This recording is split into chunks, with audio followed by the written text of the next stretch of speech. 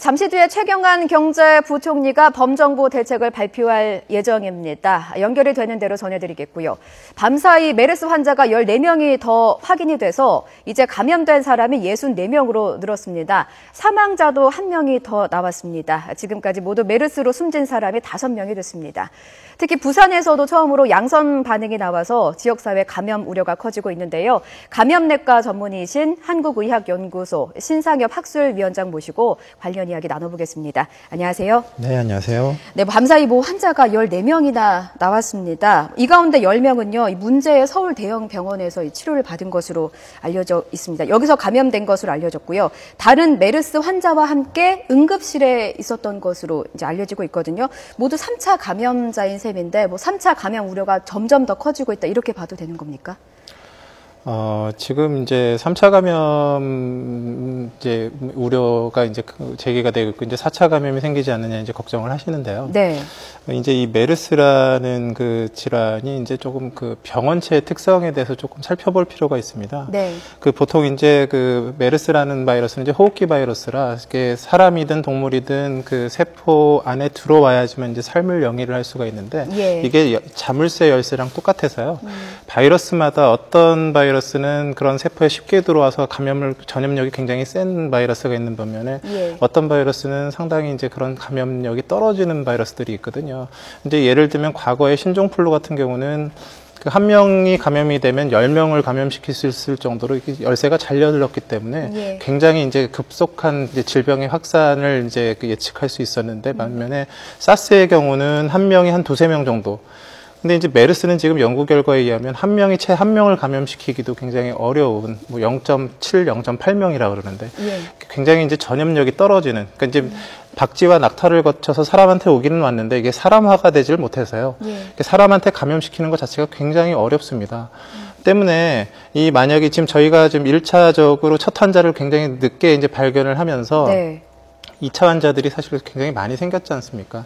이런 상황에서 지금 벌써 유행을 2~3주 정도 끌어와서 지금 이미 3차 발생자들이 이 정도 나왔다라고 했을 때 네. 신종플루 같이 한 명이 10명을 전파하는 경우라 그러면 1명, 10명, 100명, 1000명이지 않습니까? 3차에 벌써 한 명만 있어도 100명이 생기는 거고 4차면 1000명인데 예. 보통은 3차가 갔다 그러면 신종플루였으면 이미 지역사회는 다 퍼졌고요. 4차면 팬데믹입니다. 전국적으로 감염이 진행을 했어야 되는 상황이에요. 네. 근데 이 메르스라는 이제 바이러스가 감염력이 낮다 보니까 지금 이미 3차 환자가 이렇게 많이 발생을 했음에도 불구하고 지금 전국적으로 확진 환자가 지금 이제 수십 명대에 머무르고 있지 않습니까? 예. 그래서 이게 이제 이 메르스 같은 경우는 1, 2, 3, 4차로 이제 편의상 얘기를 하고는 있지만 이 상황이 중요한 게 아니거든요. 한 차가 넘어갈수록 더 많은 환자가 생기는 상황이 절대 아니거든요. 그래서 이 감염이 현재로선 병원에서 컨트롤이 되고 있느냐, 네. 아니면 병원 밖으로 나가서 국소적이지만 지역사회로 나가서 이제 문제를 일으킬 거냐라는 게 이제 제기가 되고 있는데 사실 병원체 감염력이 크지가 않기 때문에 설령 지역사회에 나가더라도 아주 국소적인 이제 감염을 유발할 수 있을지 모르지만 전국적인 대유행 자체가 사실 불가능한 특징을 갖고 있는 바이러스라고 보면 됩니다. 네. 전국적인 대유행은 불가능하다고 말씀은 하셨지만 사실 국민 입장에선 불안한 게요. 이게 전파력이 크지는 않다고 하더라도 지금 다른 나라에서보다는 우리나라가 상당히 전파력이 크지 않습니까? 거의 한 명이 지금 64명으로 전파를 시킨 것으로 지금 나와 있는데 특히나 이 서울 대형병원 응급실에서 이 환자가 있었음에도 불구하고 제대로 된 조치가 이루어지지 않았다. 폐쇄되지도 않았고요. 논란이 되고 있는데 발빠르게 조치하지 못한 병원에 대해서도 질타가 좀 쏟아지고 있는데 여기에 대해서는 어떻게 보십니까? 일단은요, 이제 좀 나눠서 생각을 해야 되는 게요. 예.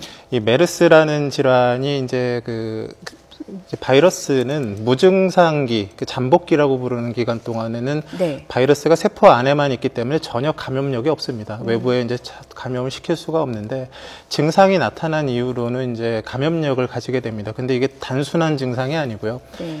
거의 대부분 다 폐렴을 동반할 정도의 굉장히 심한 증상이 나타나게 됩니다. 그래서 증상 없는 무증상기엔 지역사회에 있다가도 결국 증상이 생기면 어쩔 수 없이 병원에 올 수밖에 없습니다. 거의 100% 병원을 방문할 수밖에 없는데 예. 이제 병원 입장에서는 그런 메르스인지를 모르고 본인도 모르고 병원도 모르는 환자들이 병원에 오게 되면 그냥 단순히 호흡기 증상이 있고 폐렴 환자에 준해서 이제 치료가 들어갈 수밖에 없거든요. 처음 치료는. 네. 근데 그런 과정에서는 사실 이제 어떤 문제가 생기냐면 증상이 있어서 이제 가래를 배출하기 시작하면 이제 전염력이 생기는데 그 가래가 병원에 와서 밖에 나왔다 그랬을 때 아무리 방역을 열심히 하고 병원 관리를 열심히 해도 그 바이러스를 바로 죽일 수가 없습니다. 예. 결국은 병원은 어차피 환자를 보는 곳이기 때문에 병원균이 노출되고 그 병원 안에서 환자가 발생하는 게 이상한 상황이 아니에요. 예. 근데 이제 그거는 어쩔 수가 없는데 사실 더 중요한 거는 그럼 환자가 온 다음에 추가적인 병원 내 감염을 유발하는 거는 이제 병원 관리와 방역이 이제 여기서는 굉장히 중요한 역할을 하게 되거든요. 추가 환자가 나오지 않게 하기 위해서는. 예. 근데 이제 이런 환자가 생긴 후에 추가 환자가 나오지 않기 위해 이제 쓸 수 있는 방역의 방식에는 어떤 경우는 기관 폐쇄가 필요한 경우도 있을 수 있고 응급실 정도 폐쇄가 필요한 경우가 있을 수 있고 아니면 제한적인 공간의 소독만으로도 충분히 이제 그 감염을 막을 수 있는 그런 여러 가지 방식이 있을 수가 있습니다. 어떤 게 정답일 수는 없는데요. 보통의 메르스 바이러스가 갖고 있는 특징상 이 병원 같은 척박한 환경에 다른 사람을 감염시키지 않은 상태에서는 사실 몇 분 이상 살아남을 거라고 생각하기는 어렵거든요. 그래서 그 환자의 그 중증 정도와 이런 여러 가지를 반드시 역학조사를 한 이후에 병원 폐쇄냐 응급실 폐쇄냐 아니면 정밀 소독이냐 이런 것들을 결정하게 되었을 것이고요. 제가 역학조사 과정은 잘 알지 못하지만 이제 나중에 결론적으로 봤더니 이게 더 나았을 거다라 이렇게 얘기는 할 수 있겠지만 그거는 사실은 병원과 서울시와 이런 원활한 협조 관계 하에서 결정을 했어야 되는 부분이라고 생각을 합니다. 그래서 예. 병원에서만의 그런 문제가 있다기보다는 병원체 특성상 그 병원에 있을 수밖에 없다라는 거죠. 그 궁금한 게요. 보통 사람들이 아프면 응급실부터 가지 않습니까? 그런데 이런 서울 그 대형 병원의 경우, 문제가 된 대형 병원의 경우에는 응급실에서 그 환자가 있다는 걸 알고 난 뒤에도 전체 폐쇄가 아니라 그 부분만 이제 소독을 했다고 하고, 그런데 병원 입장에서는요, 이렇게 메르스 불안이 확산이 되고 병원에서 자꾸 감염자가 속출을 하게 되면 병원 자체에서도 그런 소독이나 방역에 더 신경을 쓰지 않을까 싶은데 대형 병원에서 자꾸 환자들이 나온다는 게 국민 불안을 더 불신을 좀 확산하는 것 같거든요. 병원 자체에서 메르스 확산 이후에 조금 더 감염이라든가 방역에 신경 쓴다는 게 있습니까, 교수님? 아, 당연하죠. 어떤 식으로 이루어지는 겁니까?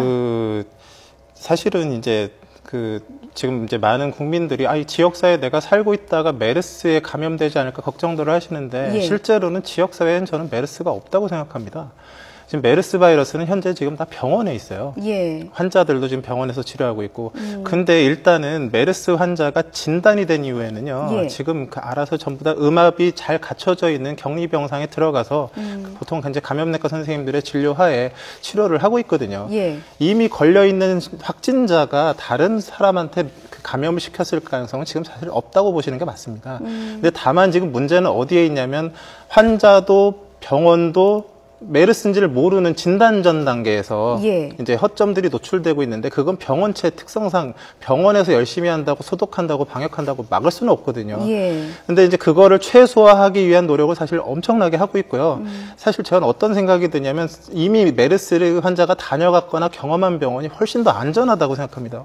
나라에서 지원도 훨씬 많이 돼서 이제 여러 방역 체계가 훨씬 더 잘 갖추어질 수밖에 없고요. 예. 도리어 더 위험한 병원은 아직도 그 메르스를 실제 겪어보지 않아서 그 위험성을 모르는 병원들은 환자들은 어느 병원이든 선택해서 지금 갈 수 있지 않습니까? 예. 갔을 때 도리어 더 위험할 수도 있는 부분들이 있어요. 그래서 병원에서 지금 메르스 감염이 이제 발생하고 있기 때문에 제가 이제 국민들께 드리고 싶은 거는요. 정말로 치료 목적이 아니라 그러면 예. 지역사회에 계시면서 메르스에 감염될 일은 없지만 병원 방문해서는 걸릴 수 있습니다. 그래서 불필요하다기보다는 꼭 필요한 경우가 아니면 문병도 좀 자제해 주시고 특히 젊은 사람들 같은 경우는 이 메르스에 설령 감염이 되더라도 그냥 가벼운 폐렴 증상 앓고 이제 대부분 다 완벽하게 회복을 합니다. 예. 근데 고령이나 이제 나이가 많으신 분들 또는 이제 기저질환이 많은 경우에 있어서는 그렇게 이제 병원에 병문안 갔다가 이제 감염되시게 됐을 때 굉장히 위험할 수 있거든요. 지역사회는 균이 있다고 생각하기 어렵지만 병원에 있을 수 있기 때문에 병원 방문 자체는 그게 메르스가 나왔던 병이든 아니든 간에 되도록이면 삼가하시는 게 저는 좋겠다는 생각이 듭니다. 그런데 저희가 일전에 보도해드린 것 중에 전남 순창의 경우는 거의 한 마을이 격리되다시피 했거든요. 그러니까 평택에서 자가격리 대상이었던 분이 무단으로 이제 순창까지 이동을 하셔서 그 마을에서 이제 양성 판정을 받았습니다. 이렇게 되면은 지역사회 감염 우려가 있을 수밖에 없다라고 국민들이 생각을 하게 되는데 이런 경우를 불안해하시는 거거든요. 그 이제 아까 말씀드렸듯이 이제 지역사회의 감염은 이제 3차 감염자 선에서 컨트롤이 안 된다 그러면 생기겠죠. 생길 수는 있는데 이 말씀드렸지만 이 병원체의 특성이 두 가지거든요. 하나는 환자 밖으로 나왔을 때 오래 살아남지 못합니다. 바이러스가. 환자가 지나가고 하루가 지났다. 바이러스가 있을 수가 없고요. 그리고 이 바이러스가 환자한테 감염을 시키기 위해서는 바이러스 한두 개가 들어와서는 되는 게 아니고 상당량의 바이러스가 호흡기 깊숙이 들어와야만 환자가 됩니다. 감염이 됩니다. 여러 번 들어와야 여러 번이 아니라 과량이 한꺼번에 들어와야 됩니다. 한꺼번에. 근데 이제 그런 상황은 결국은 환자 바로 옆에 있으면서 그 분비물을 바로 받는 그런 상황들이 아니라 그러면 옆에 지나가고 같이 생활하고 그런 과정에서 지금 뭐 환경에 있는 바이러스 몇 개가 정말로 뭐 하루 이틀 살아남았는데 그게 들어왔다고 발병을 하느냐 사실 절대 그렇지 않거든요. 그렇기 때문에 아주 밀접하게 환자와 아주 밀접하게 접촉하지 않는 한은 아까도 말씀드렸지만 이게 열쇠를 잘 못 열고 들어와요. 그러니까 이제 감염력이 이제 신종플루나 이런 거에 비해서는 비교도 안 되게 떨어지기 때문에 충분한 양이 대량으로 들어오지 않으면 사람한테 감염을 원래 잘 안 일으키는 아직 인간화가 되기 전 단계의 이제 바이러스라고 보기 때문에 너무 걱정하시진 않으셔도 되고 지역사회에 생길 수는 있겠지만 그게 퍼져나가는 거는 사실 굉장히 어렵다고 생각을 합니다. 지나치게 불안할 필요는 없다고 말씀하셨는데 그렇다면 예방법이 중요하겠습니다. 이 경우는 어떨까요? 저희 이재명 경기도 성남시장이 메르스 의심 환자 관련 정보를 공개를 해서 지금 논란이 되고 있습니다. 이 의심 환자가 사는 아파트도 이제 공개를 하고 그러다 보니까 그 아파트 주민들은 뭐 소독도 하고 좀 비상이 걸렸다고 하거든요. 이럴 경우에는 말씀하셨다시피 너무 지나치게 불안할 필요는 없지만 어쨌든 소독도 더 중요하게 하고 주민들이 어느 부분을 좀 신경 써서 하면 메르스에 걸리지 않을 수 있을까요? 지금 이제 그 역학조사 과정에서 이제 방역 과정에서 이제 정보 공개에 대해서는 이제 저도 과거에 이제 질병관리본부 이제 사스가 있었던 당시에 역학조사관이었었습니다. 그래서 이제 관련된 경험들이 있는데 굉장히 이제 신중해야 되는 부분이요. 정보 공개에 이제 양날의 정보 공개라는 게 이제 양날의 칼입니다. 이제 그게 정보가 도움이 될 수도 있고 안 될 수도 있고요. 도움은 안 되는데 불안만해질 수도 있고 정말로 도움이 돼서 반드시 해야 되는 경우들도 있고요. 격리도 마찬가지입니다. 이게 격리라는 것은 그 어찌 보면 공익적인 목적을 위해서 인간의 자유를 억압해야 되는 거지 않습니까? 그러려고 그러면 그거는 반드시 어떤 것은 이게 격리든 정보 공개든 어떤 게 선행되어야 되냐면 그 상황에 대한 그 상황에 대한 충분한 역학조사를 통해서 이렇게 정보를 공개하는 것이 지역사회에 있는 국민들에게 더 이득이겠다. 아니면 격리를 하는 것이 환자 본인과 다른 사람 전파를 위해서 더 이득이겠다라는 근거가 반드시 있어야지만 그거에 대해서 이제 시행을 할 수가 있는 거거든요. 그러면 지금 이 환자가 발생했고 어디서 있고 이런 것들을 정보를 공개했을 때 공개를 하는 것까지는 좋은데 그게 과연 그러면 지역사회 주민들한테 도움이 과연 될 것이냐 감염병의 예방을 막을 수 있을 것이냐 그걸로 통해서 정말로 이제 국민이 안심할 수 있을 것이냐 그건 별개의 문제거든요.